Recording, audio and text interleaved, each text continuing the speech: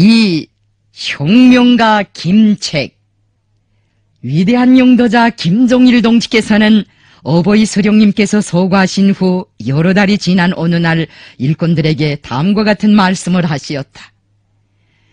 금수산 의사당에는 수령님께서 애용하시던 금고가 있었습니다. 수령님께서 그 금고 안에 무엇을 보관하시었는가 하는 것은 부관들을 비롯하여 그 누구도 알지 못하였습니다.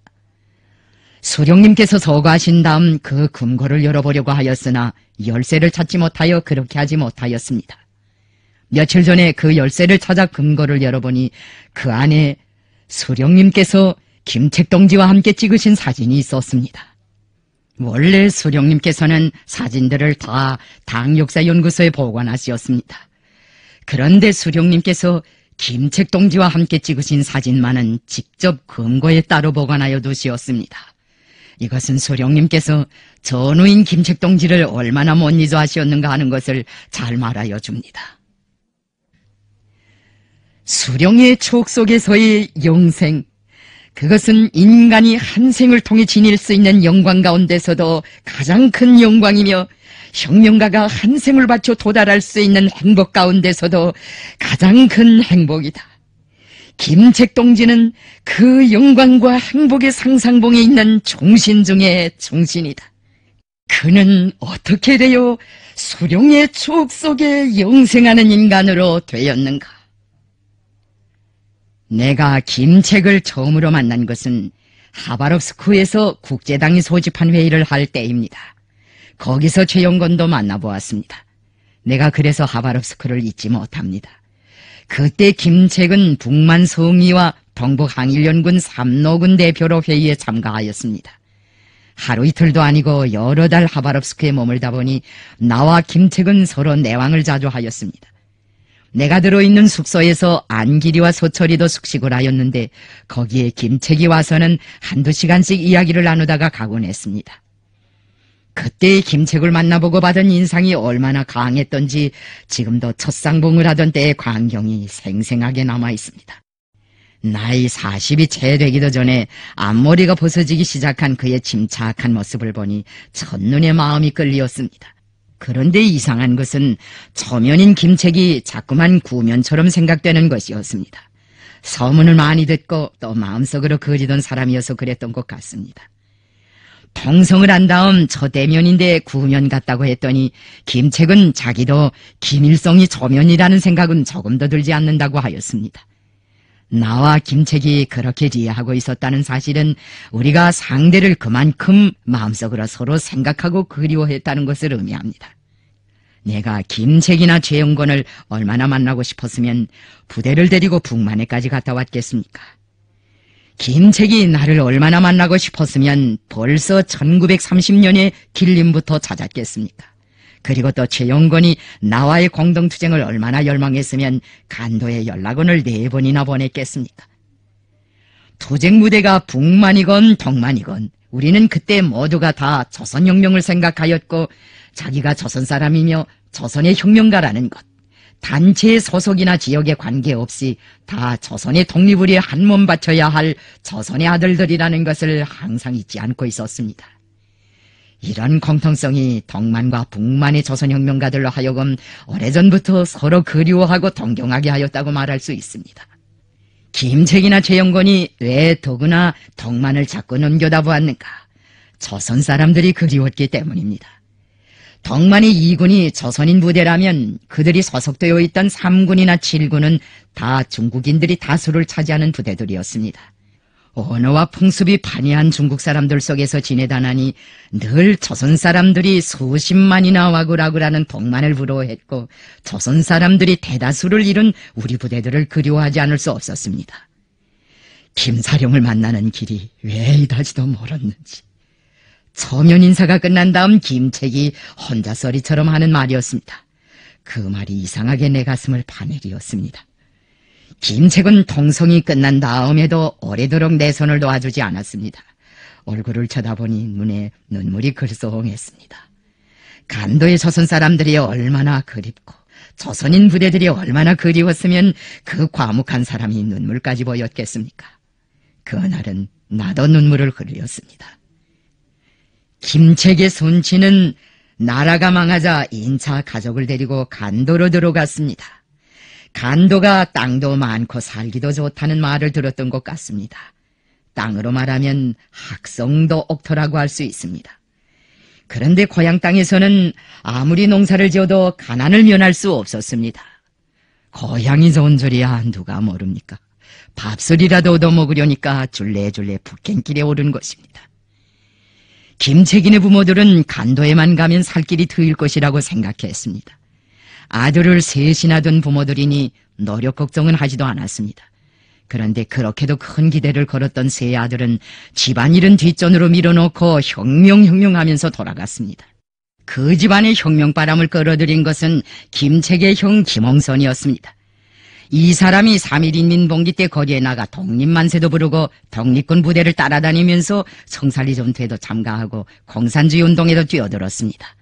그가 교편을 잡고 있던 영종 동흥중학교에 러시아에서 건너온 학생들이 적지 않았는데 아마 그들과 접촉하면서 사회주의 사상을 받아들였던 모양입니다. 김홍선은 영안현 일대에서 공산당 구의로 일하다가 모해에 걸려 억울하게 희생되었다고 합니다.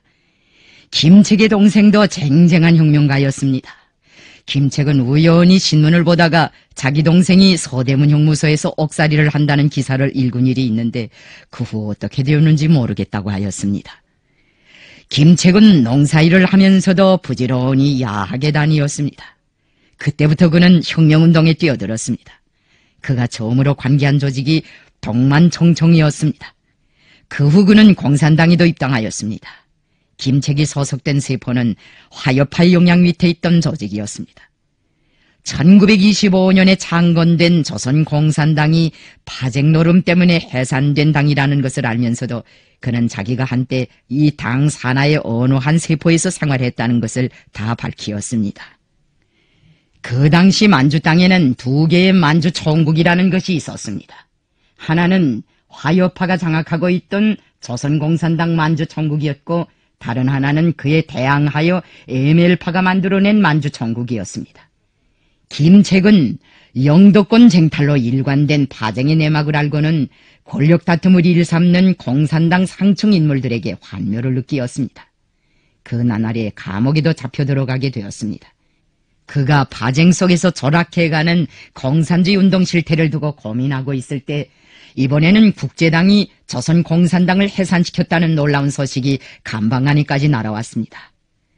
파쟁으로 피투성이가 된 당이었지만 그 당마저 해산되었다고 하니 가슴이 아팠습니다. 그렇다면 조선의 공산주의자들은 이제부터 어떤 길을 걸어야 하는가? 그리고 나는 무슨 일을 해야 하는가? 김책은 감옥 안에서도 감옥 밖에 나와서도 이 한 가지 생각만 했다고 합니다. 기성세대의 의거에서는 아무것도 할 수 없겠고 그렇다고 기성세대를 부정하자니 그것을 대신할 만한 세력이 없는 것 같고 아무리 궁리를 해봐야 출로는 막연한데 감옥문을 나섰다고는 하나 수중에 돈 한 푼 없으니 이 몸을 어디다 어떻게 건사하겠는가. 이렇게 막막한 생각을 하다가 은인에게 인사라도 한마디 하고 가는 것이 도리라고 찾아가는 곳이 허헌 선생네 집이었습니다. 김책이 재판을 받을 때 변호를 서준 사람이 바로 허헌 선생이었습니다. 김책은 원래 변호사를 요구하지 않았습니다.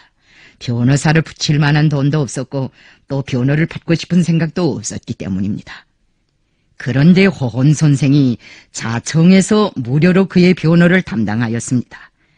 그는 재판정에서 많은 혁명가들과 독립운동자들의 변호를 맡아가지고 형량을 돌게 하거나 무죄가 되게 하였습니다. 김책은 허헌 선생의 집에서 며칠 동안 보양을 하였습니다. 그가 서울을 떠날 때 허헌 선생은 두루마기도 한 벌 입혀주고 손에 로자도 지어주었습니다. 그때 돈으로 3원인가 4원인가 주었다는데 그 돈으로 김책은 차표도 끊고 도중 식사도 했다고 하였습니다. 김책과 허헌 선생은 이렇게 인연을 맺었습니다. 허헌 선생이 김책의 변호를 서준 것은 순수한 애국심의 표현이었습니다. 조선의 애국자들이 조선 사람으로서 응당해야 할 일을 하고도 벌을 받는 것이 가슴 아프고 억울해서 무려 변호를 서준 것입니다. 동정심, 연대감, 애국선배로서의 의리, 이런 것들이 작용했다고 보아야 할 것입니다. 그러고 보면 허헌 선생은 참으로 훌륭한 사람입니다. 해방 후 김책이 내각에서 부수상 겸 산업상으로 일할 때 허헌 선생은 최고인민회의 초대의장으로 사업하였습니다. 지난날 피고석에 앉아있던 사람과 그의 변호를 담당했던 사람이 국가의 고위 간부가 되어 일하게 되었으니 이거야말로 얼마나 기이한 인연입니까? 김책은 부수상으로 임명된 날 허헌 선생 앞에서 이런 말을 하였습니다. 선생님, 옛날에는 선생님이 나를 변호해 주셨는데 이제부터는 비판을 해 주셔야겠습니다. 내가 부수상으로서나 인간으로서나 잘못하는 것이 있다면 사정없이 종아리를 쳐주십시오. 허헌 선생은 호인이지만 대가 바른 사람이었습니다. 김책이 일을 잘못한다면 정말로 종아리를 칠 사람이었습니다. 그런데 허헌 선생에게는 그런 기회가 한 번도 차려지지 않았습니다. 김책이 부수상으로서나 인간으로서나 비판감이 될 만한 일을 한 번도 하지 않았기 때문입니다. 그 대신 박헌영은 부수상을 하면서 늘 허헌 선생의 미움을 받았습니다. 허헌 선생이 무슨 끼임새를 찾던지 나보고 노상 박헌영을 조심하라고 하였습니다. 김책이 소고했다는 말을 듣고 목 놓아 울던 허헌 선생의 모습이 잊혀지지 않습니다. 수상님한테는 누구도 대신할 수 없는 오른팔이었는데 너무도 일찍이 갔다고 하면서 못내 애석해 하였습니다. 김책은 허헌 선생네 집에 있을 때 창피한 생각이 들어 끼마다 차려주는 더운 음식도 사려가지 않더라고 하였습니다. 민족을 위해서 해놓은 일은 별로 없이 파쟁꾼들한테 농락만 당하다가 감옥살이를 했는데 자기를 대단한 혁명가처럼 돌봐주니 바늘방석에 앉아있는 것 같더라는 것입니다. 100번 죽었다가 다시 살아나는 한이 있더라도 인민의 기대에 보답하자. 이것이 김책이 허헌 선생의 집을 떠나 간도로 들어갈 때 다진 맹세였다고 합니다. 김책은 간도 땅에 들어서자 그동안 아버지와 아내가 병으로 세상을 떠났다는 기막힌 소식을 들었습니다. 집에는 철도 채 들지 않은 두 아들만 남아 있었습니다. 그러나 김책은 사사이를 생각할 경황이 없었습니다. 일제 특무들이 자기를 잡아가려고 출동했다는 소식을 들었기 때문이었습니다. 일본 제국주의자들이 얼마나 교활했는가. 혁명가들을 붙잡아다가 한바탕씩 두들겨 패고 나서는 큰 선심이라도 쓰는 것처럼 앞문으로 석방하고는 다시 뒷문으로 잡아들이곤 했습니다. 그들의 잔꾀가 이만저만이 아니었습니다. 김책은 두 아들을 처남네 집에 맡기고 마을을 떠났습니다. 헌 삿갓을 쓴 농부의 차림으로 처남네 소를 앞세우고 동구 밖으로 나갔습니다. 고갯마루에 올라서자 그 소가 외양간에 떼두고 온 새끼소를 찾느라고 계속 울었습니다. 외양간의 새끼소도 어미소를 부르느라고 구슬프게 울었습니다. 위장도 중요했지만 김책은 어미소를 더 끌고 갈 수가 없었습니다. 엄지와 새끼가 서로 울음으로 화답하는 소리를 들으니 처남집에 맡기고 온 자식들 생각에 눈물이 저절로 쏟아지고 송아지도 아이들도 다 불쌍한 생각이 들더라는 것입니다. 그래서 어미소를 도와주었다고 합니다. 그 후 그는 16년 동안이나 아이들을 만나지 못했습니다. 김책과 같은 혁명가가 아니고서는 체험할 수 없는 이야기입니다. 김책에게 아이들이 그 후 어떻게 지내는지 아는가고 물었더니 모른다고 하였습니다. 처남이 살아있으면 입에 풀칠은 할 것이다. 그러나 처남네가 잘못되었으면 거지가 되었을 것이다. 거지가 되어 남의 집 대문 밖에서 동냥질을 하더라도 죽지만 말았으면 좋겠다. 그러면 어느 때든지 해방의 날도 보고 이 못난 애비도 볼 게 아닌가고 하였습니다. 김책이 우리에 대한 소문을 들은 것은 영안에 갔을 때였습니다. 아들들과 헤어져서 거추 찾아간 것이 영안현인데 거기에 있는 동만청청 시절의 동료들과 만주총국 시절의 친지들이 길림방면의 기성세대들과는 전혀 다른 새 세력이 등장했다는 것, 그 지도자가 김성주라는 것, 나이는 많지 않지만 인망이 있고 친화력이 강하다는 것, 군볼 감옥에 갇혀 고생하다가 석방됐다는 소문을 들었는데 지금은 어디서 무슨 일을 하는지 모르겠다고 하더라는 것이었습니다. 동만청청에 길림선이 다 있었으니까 그들이 우리의 활동 내막을 알 수 있었습니다. 영안현 이 일대에 길림에 가서 공부하던 학생들이 적지 않았습니다. 김책은 동료들한테서 그런 말을 듣기 바쁘게 나를 찾아 떠났다고 합니다. 하지만 그때는 내가 이미 길림을 떠난 뒤였습니다. 그 대신 여관에서 그는 우연히 우리 동무들을 만났습니다. 아마 그들이 김책을 미행하고 있었던 것 같습니다. 우리 동무들은 김책의 신분을 확인하고 그가 길림에 오게 된 사유까지 듣고 나서 김성조는 길림에 없다.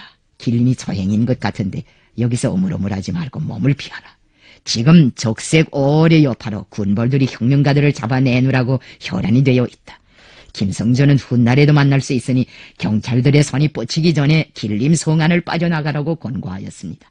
그리고는 로자까지 주어서 발해주었다는 것이었습니다. 김책은 그 길로 북만 쪽에 갔다가 국민당 군대에 붙잡혀 또 감옥으로 끌려갔습니다. 그가 감옥에 있을 때 9.18 사변이 일어났습니다. 김책은 그 후 감옥문을 나서기 바쁘게 또다시 군벌 경찰한테 붙잡혀 미결수로 있게 되었습니다. 약식 재판에서는 사형을 선고받았습니다. 간판은 공산주의자이지만 아직 운동다운 운동은 별로 해보지도 못하고 군벌들의 손가락 하나 다친 적 없는 사람에게 사형이라는 것은 너무나 터무니없는 형벌이었습니다. 당시의 만주땅이라는 것은 말 그대로 무법천지였습니다. 김책은 사형장까지 끌려나갔다가 구사일생으로 살아났습니다. 어떤 장교가 와서 쏘지 말라고 호통치더라는 것입니다. 반일사상이 강한 진보적인 장교였던 것 같았습니다. 김책은 그때 사형장을 떠나면서 세상이 영 무심하지는 않구나 하는 생각을 했다고 했습니다. 문제는 이런 곡절을 겪는 과정에 그가 어떤 교훈을 얻게 되었는가 하는 것입니다. 그는 말하기를 자기가 젊어서부터 혁명을 하느라고 했지만 대반은 감옥이나 로상에서 보내면서 큰일은 치지 못하고 쫓겨다니기만 하다가 무장을 잡은 다음부터야 비로소 주동에 서서 적들을 쳤다고 하였습니다. 적들은 맨주먹으로 싸우는 혁명가들을 허재비로 합니다. 김책은 웃으면서 이런 말을 하였습니다. 그는 무장을 하지 못하면 무장한 강도들 앞에서 허수아비처럼 무력한 존재가 되고 자기 자신마저 지켜낼 수 없더라고 하였습니다. 그리고 그것을 생의 교훈이라고 하였습니다. 나는 김책의 그 말을 듣고 그가 옳은 교훈을 찾았다고 생각했습니다. 그것은 김책의 반생이 도달한 교훈이기도 했지만 혁명투쟁의 일반적 합법칙성이라고도 말할 수 있습니다. 혁명은 총대를 가지고 해야 하며 민족적 독립이나 사회적 해방을 위한 모든 투쟁의 결말은 대체로 무장투쟁에 의하여 결정됩니다. 우리가 항일혁명에서 승리할 수 있었던 기본 요인도 자체의 독자적인 혁명 무력을 가지고 있은 데 있습니다. 우리나라 민족해방투쟁 무대에 김군의 세력, 리승만인의 세력, 여운형인의 세력을 비롯하여 각이한 세력들이 있었지만 일본 제국주의자들이 제일 무서운 적수로 본 것은 우리의 조선인민혁명군이었습니다. 왜 우리를 제일 무서운 적수로 보았겠습니까? 그것은 우리가 청원이나 파업이나 부시나 말로서가 아니라 민족해방운동의 최고 형태인 무장투쟁의 방법으로 일본 제국주의자들과 완강하게 싸웠기 때문입니다.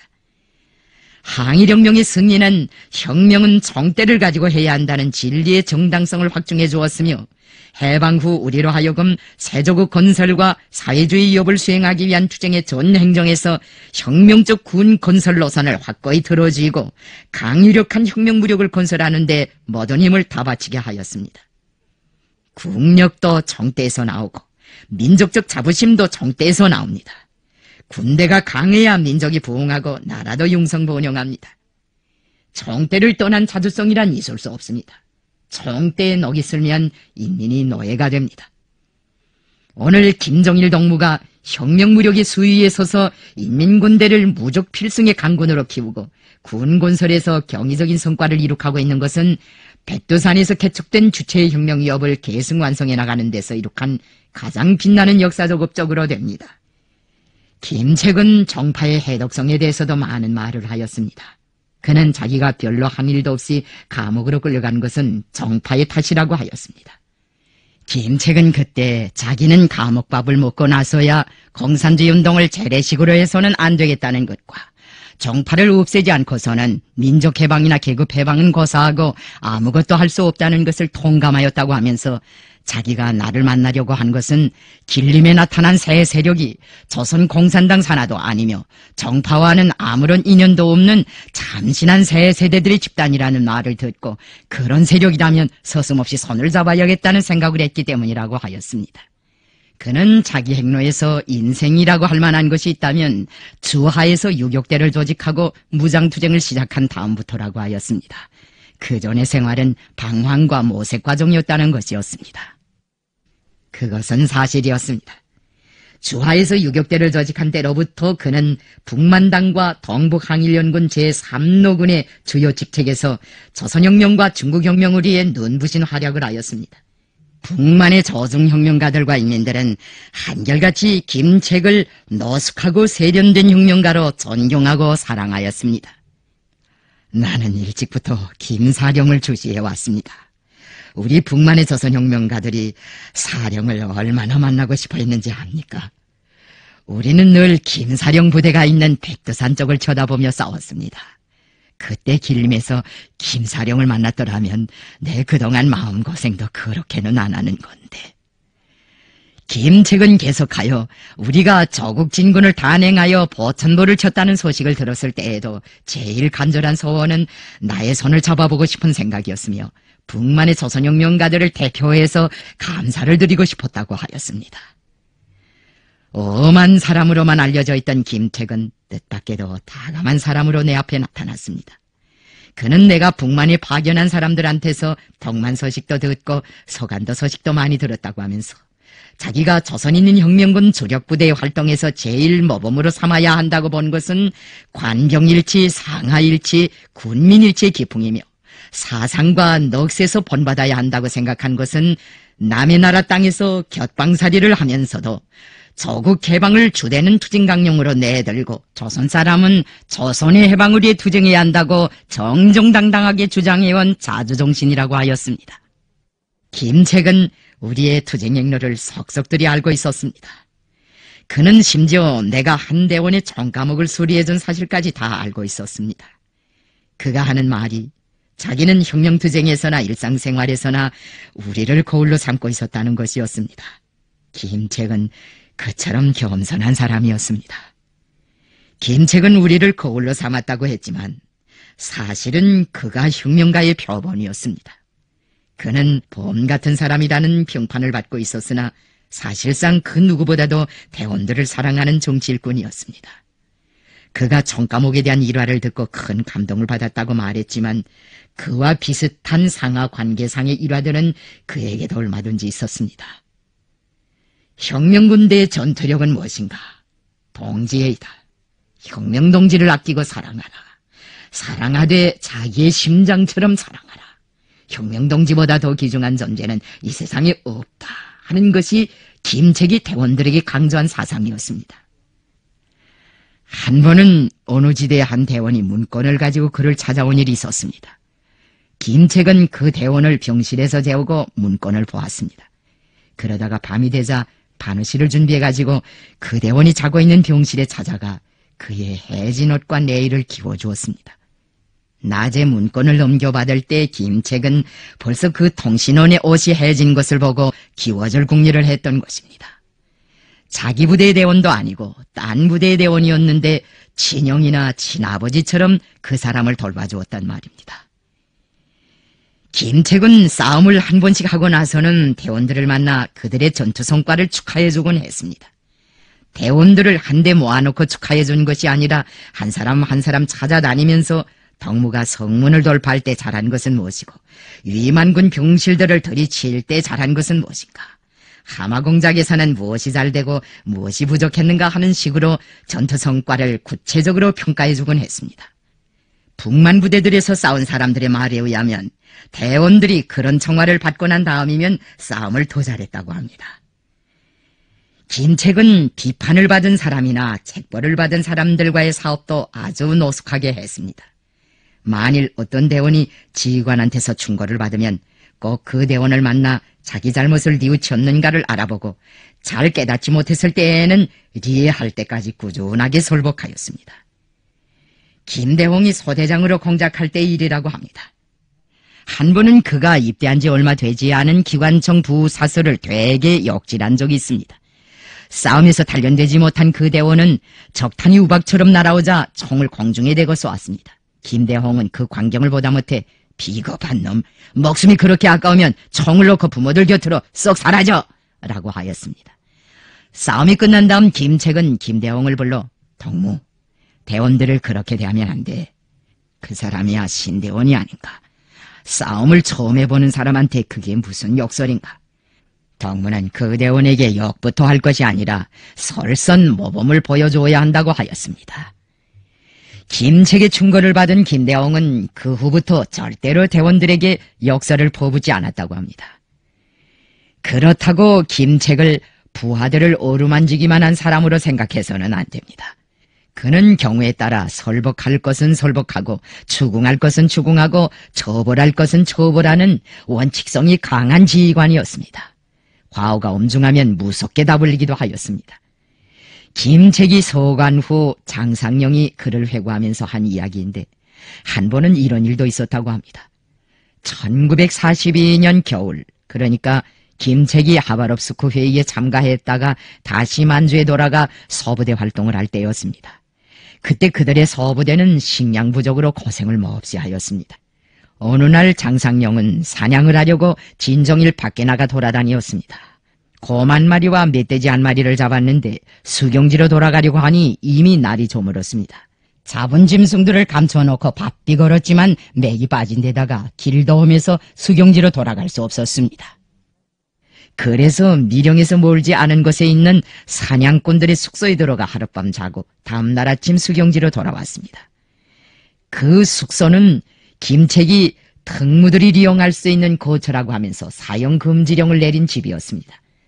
장상영이 사용하지 않기로 된 집에서 하룻밤 자고 왔다는 것을 알게 된 김책은 전창철을 불러 장상영은 우리 대원에 있을 자격이 없는 사람이다. 되게 문제를 세우라고 하였습니다. 전창철은 지금까지 혁명을 위해 충실히 싸워온 동무인데 한 번만 용서해주자고 간청하였습니다. 그러나 김책은 용서할 수 없다. 우선 밖에 내다가 3시간 동안 세워놓으라고 하였습니다. 전창철은 그의 명령대로 장상영을 밖에 데리고 나갔습니다. 2시간도 되기 전에 장상영은 벌써 몸이 꽁꽁 얼어들었습니다. 전창철은 보다 못해 김책에게 그만하면 장동무가 자기 과오를 충분히 반성하였겠는데 이제는 불러들이자고 제기하였습니다. 그러자 김책은 과오를 범한 자의 처벌을 덜어주려고 하는 것도 똑같은 규율 위반이라고 하면서 전령병에게 전창철도 밖에 내다가 보호를 세우라고 명령하였습니다. 그는 3시간을 다 채우고서야 장상영을 천막 안으로 불러들이었습니다. 그리고는 시장할 터이니 우선 식사부터 하라고 하였습니다. 장상영은 밥상에 마주 앉았으나 밥술을 들 수가 없었습니다. 그가 자기 잘못을 뼈아프게 뉘우쳤기 때문이었습니다. 그것을 보고서야 김책은 장상영을 가까이 불러앉히고 부드러운 목소리로 동무는 자기의 과거가 별로 크지 않다고 생각할 수 있는데 그러면 안 된다. 내가 왜 그걸 그렇게 엄중시하는가. 동무한 사람의 잘못을 해서 우리 서부대의 위치를 노출시킬 수 있고 결과적으로는 우리 모두의 생명은 물론 혁명 임무까지 몽땅 말아먹을 수 있기 때문이다. 그래서 내가 그 막을 사용하지 말라고 한 것이다. 그러나 동무는 자기 상급이 그런 지시를 했다는 걸 알면서도 그걸 무시하고 하룻밤 모험을 하였다. 거기에 특무들이 있었다면 어쩔 뻔했는가고 하였습니다. 장상영은 그때 그 한마디 한마디를 뼈에 새겼다고 하였습니다. 김책은 말수도구가 적은 사람이었지만 그 대신 그의 말 한마디 한마디에는 법조항과 같이 터칠 수 없는 무게가 담겨 있었습니다. 적들이 한때 북만에서 항일 유격대원들의 사기를 꺾어보려고 김책이 체포되었다. 박길성이 투항했다. 어느 지대가 귀손했다. 허형식이 어떻게 됐다 하고 엉터리 없는 유언비어를 돌린 일이 있습니다. 그것이 완전한 날조라는 것을 알고 있는 유격대 지휘관들과 병사들은 격분하였습니다. 그런 유언비어에 신물이 난 이지대의 지대장은 좋다. 너희들을 혼내주마 하고 적들을 골탕 먹일 계책을 꾸미었습니다. 그는 부대 주변에서 어슬렁거리는 특무를 한 놈 유인에다가 그에게 빨치산이 투항하려고 하니 당신이 산에서 내려가 헌병대와 교섭해달라고 하였습니다. 헌병대는 특무를 통하여 접선 장소와 접선 시간을 알려주고 지대장에게 후한 표창을 하겠다는 약속까지 하였습니다. 그리고 귀순자 대요를 인수하기 위하여 약속된 접선 시간에 특무를 앞세우고 지정된 장소에 나타났습니다. 적들은 수림 속에 정렬한 이지대의 대오를 보자 벌쭉벌쭉 웃으면서 그들에게 손까지 흔들어 보였습니다. 이때 이지대의 대원들은 일제히 총을 내돌면서 꼼짝 말라고 고함쳤습니다. 지대장은 적들에게 이 어리석은 놈들아, 우리는 투항하러 온 것이 아니라 내 놈들을 잡아가러 왔다. 손을 들라고 호통쳤습니다. 그러자 적의 우두머리는 공산군은 거짓을 모르는 군대라던데 이렇게 약속을 어기는 법이 어디 있는가. 군대란 신의를 지켜야 한다고 항의하였습니다. 지대장이 그 말을 듣고 이 뻔뻔스러운 놈들아, 네 놈들이 눈만 째지면 유언비어를 퍼뜨리고 거짓말을 일삼으면서 신의는 무슨 신이란 말이냐. 네 놈들이 하도 대포를 불기 때문에 우리도 대포를 불어본 거다 하고 대답하였습니다. 이지대는 적들을 몽땅 생포해 가지고 돌아왔습니다.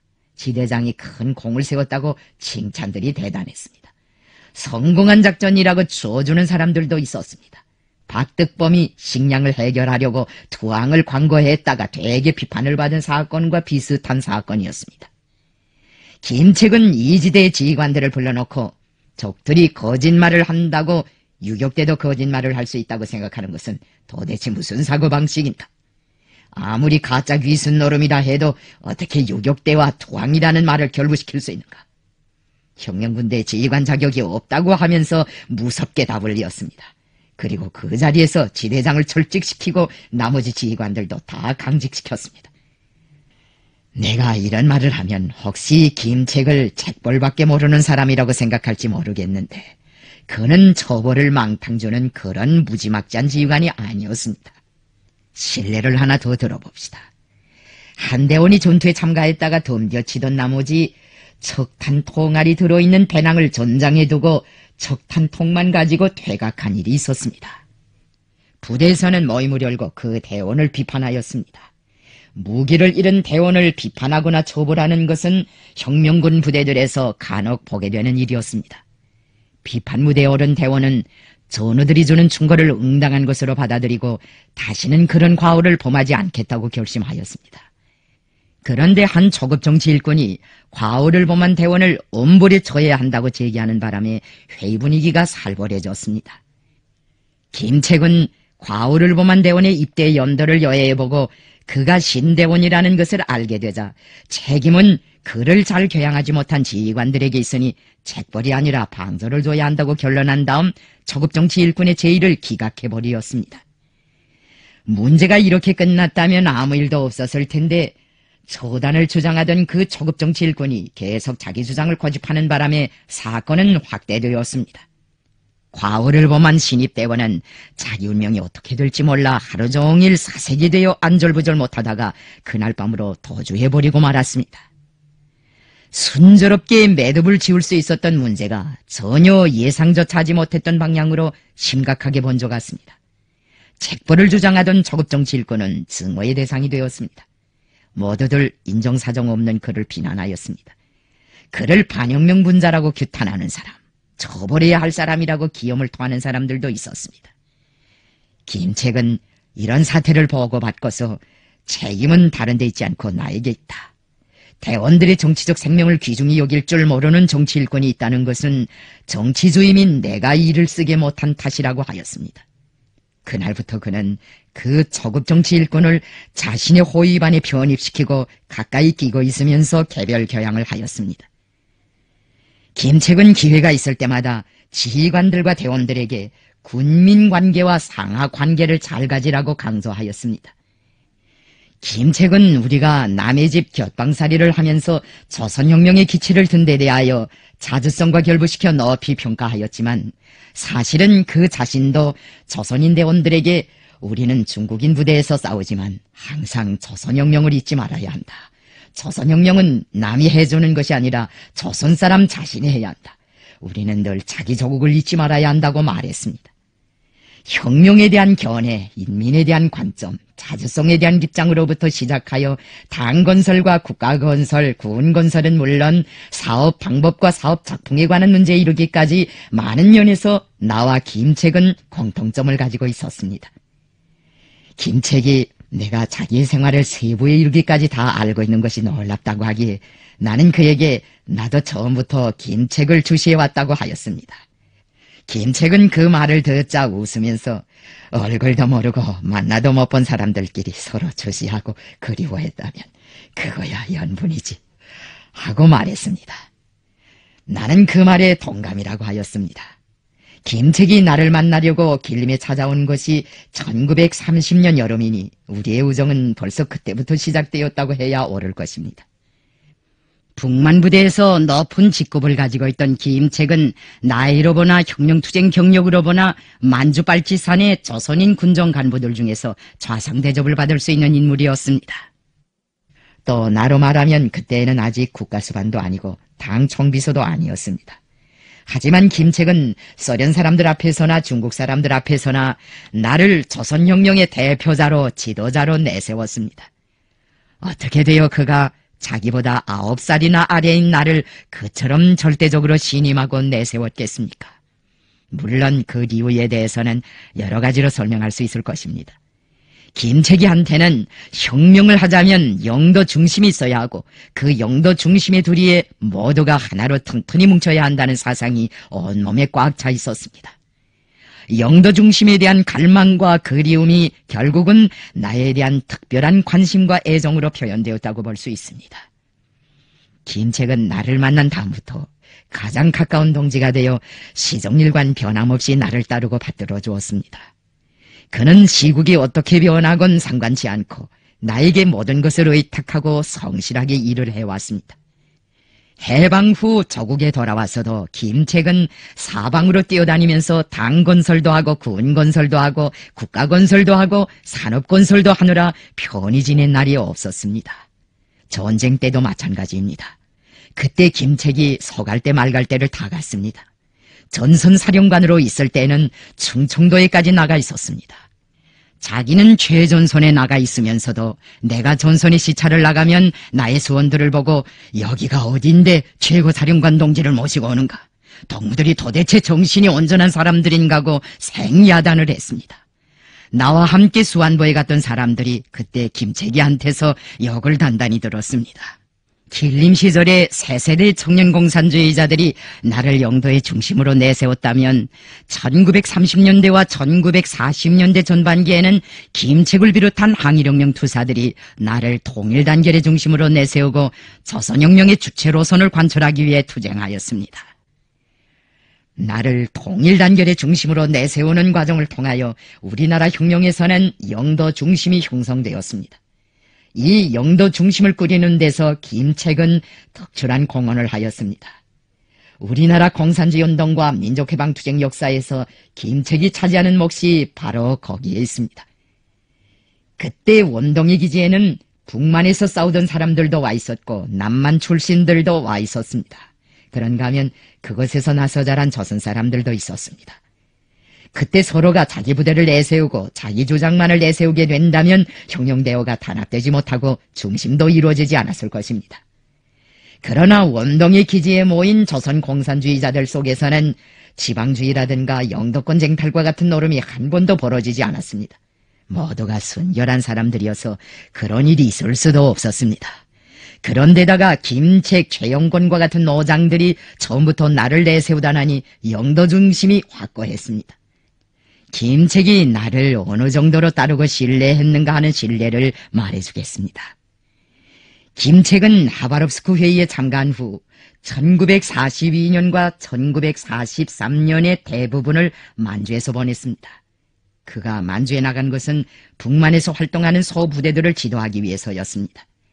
그는 소부대들에 대한 지도가 끝난 다음에도 기지에 돌아오지 않았습니다. 그때는 북만부대의 지휘관들인 허영식과 박길성이 전사한 후였습니다. 김책은 전우들의 피가 스며있는 땅을 떠나고 싶어하지 않았습니다. 국제연합군을 조직하면서 지휘부에서는 여러 번 무전을 쳐서 그가 철수할 것을 요구하였지만 그는 매번 할 일을 다 하고야 돌아간다는 답변을 보내왔습니다. 그때 김책인의 소부대에는 무전기가 있었습니다. 국제연합군의 지휘성원들은 무전을 받을 때마다 그의 조사를 두고 매우 못마땅해 하였습니다.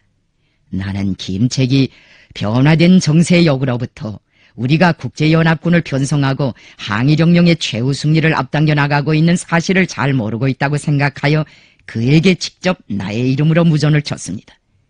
김책은 내가 무전으로 들어오라고 권고해서야 기지로 돌아왔습니다. 국제연합군 지휘부에서 들어오라고 해도 끔찍하지 않던 사람이 왜 내 연락을 받고는 그 다름으로 들어왔는가? 그것은 그가 나를 그만큼 따르고 신임했기 때문입니다. 김일성 동지가 나를 들어오라고 했으면 내가 들어가는 것이 옳은 처사이다. 그러니 리우 여하를 불문하고 무조건 들어가야 한다는 식으로 내 말이나 요구를 절대화하였기 때문입니다. 김책은 원동이 기지에 있을 때부터 진심으로 나를 내세우고 보호해 주었습니다.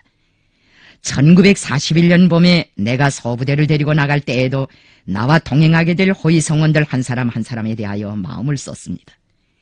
우리가 일본군에 대한 최후 공격작전 준비를 하고 있을 때에는 김책이 나도 모르게 국제연합군의 조선 지휘관들만 따로 모아놓고 회의를 하였습니다. 나의 신변 호위와 관련된 회의였습니다. 각자가 경각성을 높여 김일성 동지의 신변 호위를 잘해야겠다. 김일성 동지는 조선인민과 조선혁명가들을 대표하는 영도자이니 목숨으로 옹이해야 한다고 역설하였습니다.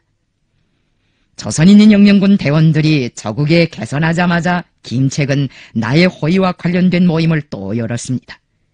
저국에 와보니 듣던 것보다 정세가 훨씬 더 복잡하다. 대로분자들의 준동이 여간 심하지 않다. 정신을 차리지 않다가는 무슨 일이 일어날지 모른다. 평안남도당의 책임비서 현준혁이도 대로분자들한테 피살을 당했다. 김일성 장군이 개선했다는 말을 절대로 입 밖에 내지 말라. 공개할 때가 있으니 함부로 누설해서는 안 된다. 모두가 경위대원이 된 심정으로 김 장군의 호의를 각별히 잘해야겠다고 호소하였습니다. 후에는 그가 주동이 되어 경위대도 조직하였습니다. 김책이 나에게 얼마나 충실했는가 하는 이야기를 하자면 하루 종일해도 못다할 것입니다. 지금도 그렇지만 해방 직후에도 나는 사람들과의 사업에 큰 힘을 얻습니다. 인민들과의 사업, 남조선 혁명가들과의 사업, 외국인들과의 사업으로 정말 눈코 뜰 새가 없었습니다. 노사카 산저도 해방 직후 우리나라를 거쳐 일본으로 돌아갔습니다. 해방 직후에는 귀한 손님들이 와도 그들을 접대할 수 있는 봉사체계가 없었습니다. 우리에게는 손님들을 먹이고 재울 수 있는 초대소조차 없었습니다. 대부분의 손님들은 우리 집에 데려다가 접대하였습니다. 우리 집이라야 밥 한 그릇에 국한 사발이 고작이었습니다. 해방이 갓 되었으니까 별 수 없지 하고 다들 심상하게 여기었지만 김책이만은 이런 실태를 두고 상당한 정도로 마음을 썼습니다. 그는 우리 집에서 차린 식탁에 좋은 술을 내놓지 못하는 데 대해 은근히 걱정하였습니다. 그는 나라 사정이 딱한 것도 사실이고 우리 수중에 돈이 없는 것도 사실이지만 장군님 댁에 손님이 올 때마다 어떻게 노상 대병을 들고 장마당 출입을 하겠는가. 이제 공화국이 창건되면 우리 장군님한테로 손님들이 구름처럼 모여들겠는데 술공장을 하나 꾸려가지고 우리 손으로 접대용 술을 만들자. 장군님의 신변 안전을 위해서도 술은 우리 자체로 만들어내야 한다고 하면서 나도 모르게 전국적으로 제일 유명한 술은 무엇이고 그 술을 만들어내는 양주 전문가가 누구인가 하는 걸 물색하기 시작했습니다. 해방 직후 우리나라에서 제일 좋다고 소문이 난 술은 영강에서 만드는 술이었습니다. 그 술을 한 양주업자가 딸과 함께 만들어냈는데 해방 전에 일본인 고관들과 부자들이 즐겨 마셨다고 합니다. 김책은 그들을 찾아 영강으로 내려갔습니다. 김책의 말에서 큰 충동을 받은 양주업자는 나라에 양주 기술자가 필요하다면 내 딸을 데리고 가라고 하였습니다. 그 딸의 이름이 강정숙이었습니다. 강정숙은 그때부터 한편으로는 김책에 밥을 해주고 다른 한편으로는 술을 고았습니다. 그가 양주 작업장을 꾸리기 시작하자 김책은 한 일꾼을 데리고 장마당에 가서 쌀을 사왔습니다. 김책의 숙소는 미구의 양주장으로 변하였습니다. 며칠 후 김책은 처음으로 뽑은 술을 병에 넣어가지고 나를 찾아왔습니다. 장군님, 강정숙이 뽑은 첫 영강술입니다. 김책은 이렇게 말하며 잔에 술을 찰랑찰랑 부었습니다. 영강술이 최고라고 하던 한간의 소문이 뜬 소문이 아니었습니다. 내가 술맛이 좋다고 하자 김책은 그렇다면 됐습니다 하면서 기쁨을 감추지 못했습니다. 그때부터 강정숙이 제조하는 영강술은 국가연애용 술이 되었습니다. 이것이 연줄로 되어 그들은 부부가 되었습니다.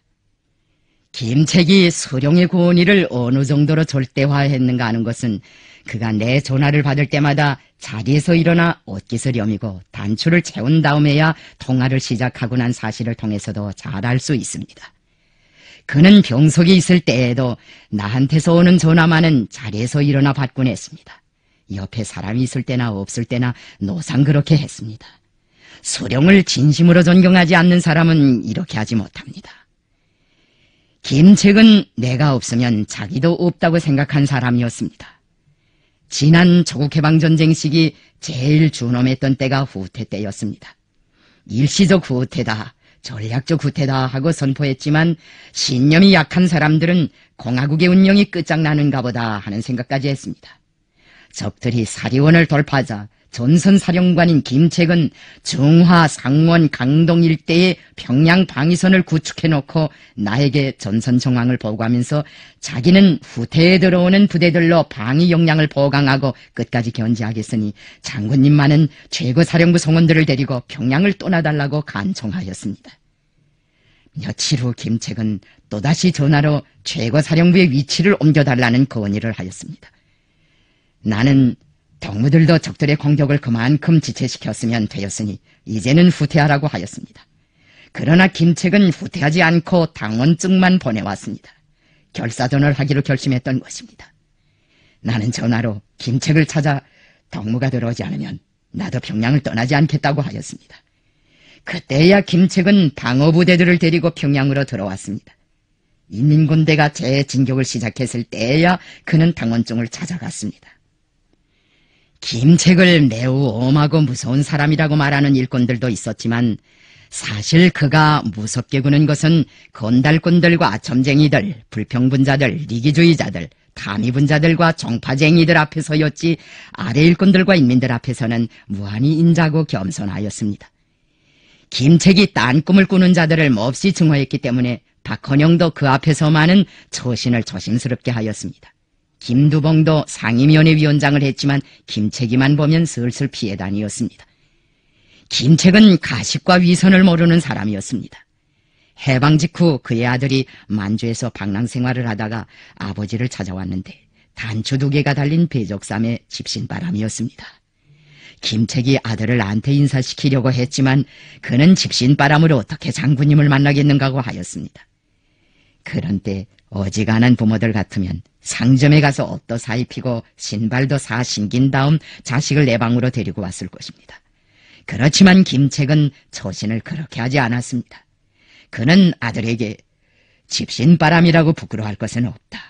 네가 김일성 장군님이 어떤 분이라는 걸 잘 몰라서 그러는 것 같은데 걱정 말고 어서 들어가자. 지금까지 내 저 발을 벗고 살아오다가 갑자기 부잣집 자식들 흠내야 낼 수 없지 않느냐. 장군님께서는 내가 집신에 이렇게 입고 온 것을 더 좋아하신다. 네가 만약 좋은 양복을 입고 구두를 신고 찾아왔다면 저하지 않을 것이라고 하면서 그를 데리고 내 방으로 들어왔습니다. 16년 만에 집신바람으로 찾아온 아들을 데리고 김책이 내 방에 나타났을 때 나는 눈물이 나서 견딜 수가 없었습니다. 그날은 김책이보다 내가 더 울었습니다. 김책 자신도 속으로야 얼마나 많은 눈물을 흘렸겠습니까? 그가 오랫동안 헤어졌던 자식들과 눈물 나는 해후를 했지만 그들과는 내해 남짓하게밖에 생활하지 못했습니다. 김책이 우리의 곁을 떠난 것은 과로 때문이었습니다. 그가 안고 있는 부담이 너무나 컸습니다. 내가 그를 마지막으로 본 것이 1951년 1월 30일입니다. 1951년 1월 말이면 최고사령부가 건질에 있을 때입니다. 그날 저녁 김책이 불쑥 나를 찾아왔습니다. 그가 하는 말이 지난달 24일이 김정숙 동무의 생일이었는데 수상동지가 촉촉해 하시리라는 것을 알면서도 일이 바빠서 오지 못했습니다. 이달도 다 가는데 아무리 생각해보아야 처신이 잘 된 것 같지 않고 또 그냥 있을 수도 없고 해서 찾아왔습니다라고 하면서 걸음이 늦어진 것을 두고 사과하였습니다. 그가 그런 말을 하길래 나는 지난해 12월이야 북반부 땅에 쳐들어온 미국 놈들을 몰아내느라고 눈에서 불이 일던 때인데 언제 찾아다닐 경황이 있었는가. 너무 마음을 쓰지 말라고 하였습니다. 그날 김책은 왜 그런지 기분 상태가 김책이답지 않게 감상적이었습니다. 그가 나보고 산보를 하자고 하기에 우리는 산보를 했습니다. 김책은 나에게 전쟁 전에는 이렇게 좋은 것이 있는 줄 모르고 다니지 못하였는데 전쟁이 끝나면 여기에 휴양소를 하나 잘 짓자고 하였습니다. 그래서 그렇게 하자고 하였습니다. 사실 해방 후 우리는 세조국 건설로 몹시 바삐 보내다나니 어디에 휴식에 적합한 골짜기가 있고 명소가 있는가 하는 것을 알아보지 못하였습니다. 그때는 휴식이라고 해야 장수원 다리 밑이나 맥전 나루터 같은 데 가서 발이나 씻고 돌아오는 정도였습니다. 그가 그날 내 앞에서 뒤축이 꿰진 양말을 감추느라고 애쓰던 모습이 잊혀지지 않습니다. 나는 김책에게 일만 일이라 하지 말고 몸을 좀 덜 보시오.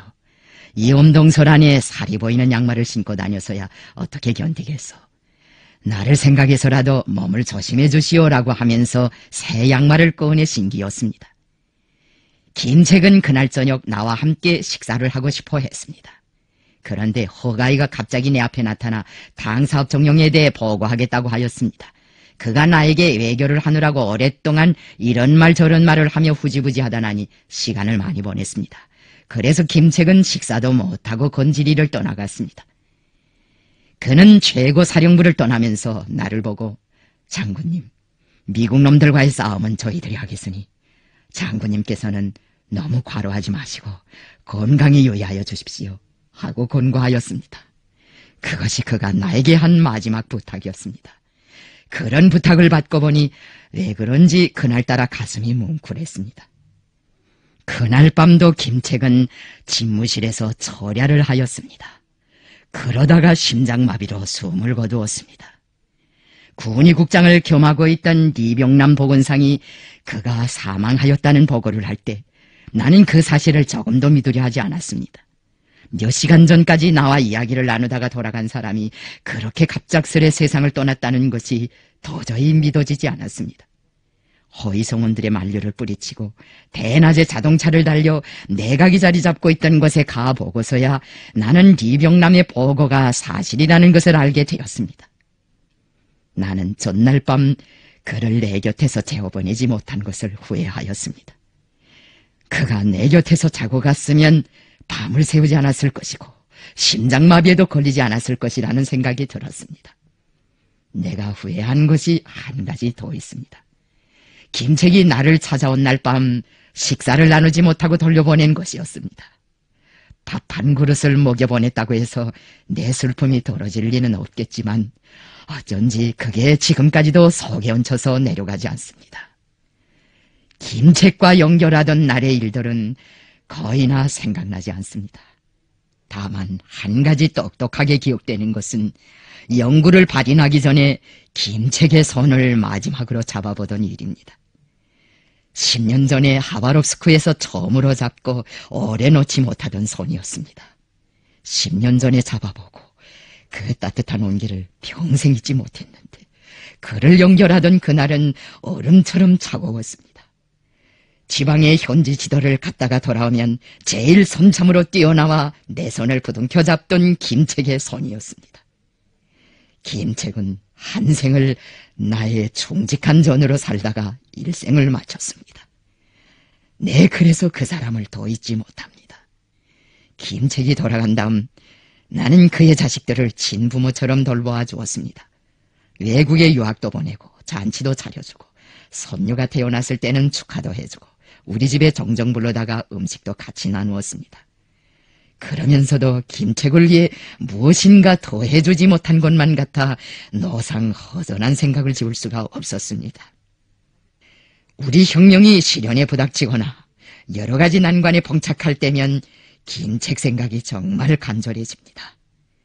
내가 그전에도 말했지만 나는 김책의 묘 앞까지 차를 타고 가지 못합니다.